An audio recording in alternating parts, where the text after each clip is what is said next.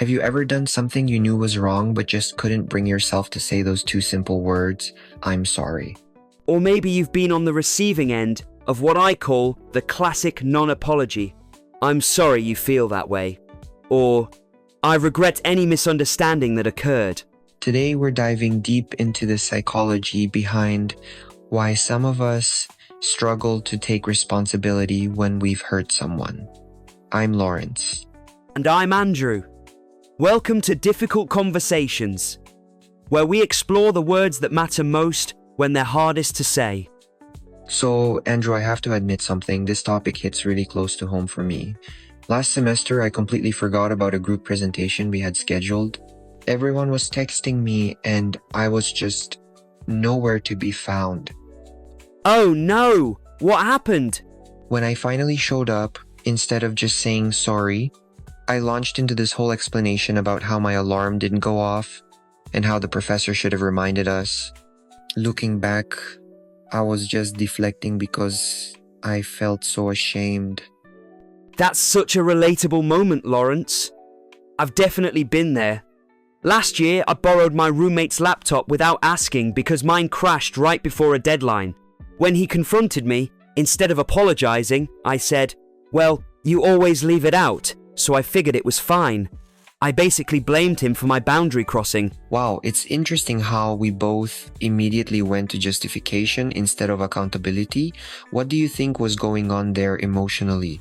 For me, there was this immediate fear response.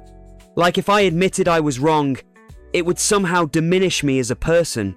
It's almost like apologizing meant I was a bad person, not just someone who made a mistake. That's exactly it. There's this vulnerability in admitting fault that can feel unbearable in the moment. I've noticed I especially struggle with apologizing to people I'm close to, like my girlfriend. It's almost like the stakes feel higher. I've experienced something similar. Just last month, I completely forgot my mum's birthday. When she called me the next day, I found myself saying, "Well, you never made a big deal about birthdays anyway." I could hear the hurt in her voice, but something in me just couldn't say those simple words. That reminds me of something that happened with my best friend. I made a joke about his career choice in front of our friend group that clearly crossed the line. But instead of apologizing, I doubled down with, "You're being too sensitive," and it was just a joke. How did that affect your friendship? It created this tension that lasted for weeks.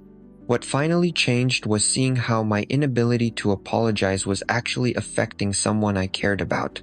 The relationship was becoming distant, and that scared me more than admitting I was wrong. That's such an important realization.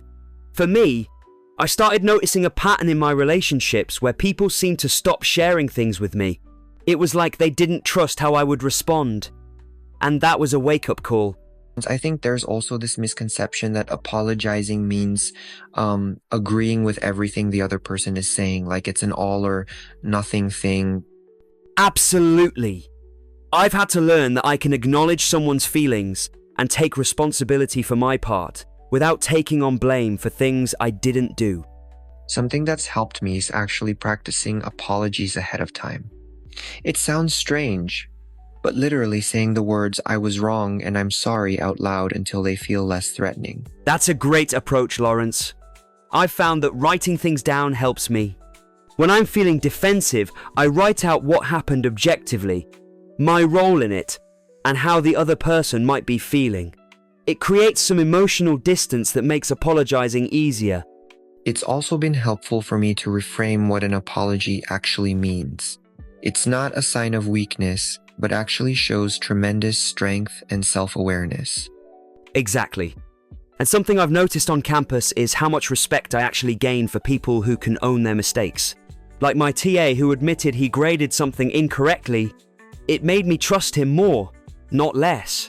I've had similar experiences. My friend who can easily say I messed up is someone I trust deeply because I know she'll be honest with me, even when it's difficult.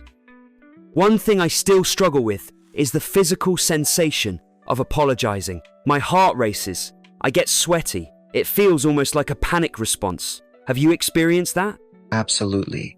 It's like my body goes into fight or flight mode. What's helped me is recognizing that discomfort as part of the process, not a sign that I shouldn't apologize. That's really insightful. I think there's also a cultural element to this. Growing up, I rarely saw the adults in my life apologize. There was this unspoken message that authority figures don't admit when they're wrong. That resonates with me too. I'm trying to be conscious of that now, especially when I'm in a leadership position. I want to model something different than what I saw growing up. So if there's one thing we've learned about the non-apology apology, it's that the inability to say sorry is often about our own fears and insecurities, rather than the situation itself. Exactly. And while it might feel safer in the moment to deflect or justify, genuine apologies actually strengthen our relationships rather than weaken them. We'd love to hear from you. Have you struggled with apologizing, or been on the receiving end of a non-apology? Share your experiences in the comments. Next week, we'll be discussing how to set boundaries with people you care about without damaging the relationship. You won't want to miss it.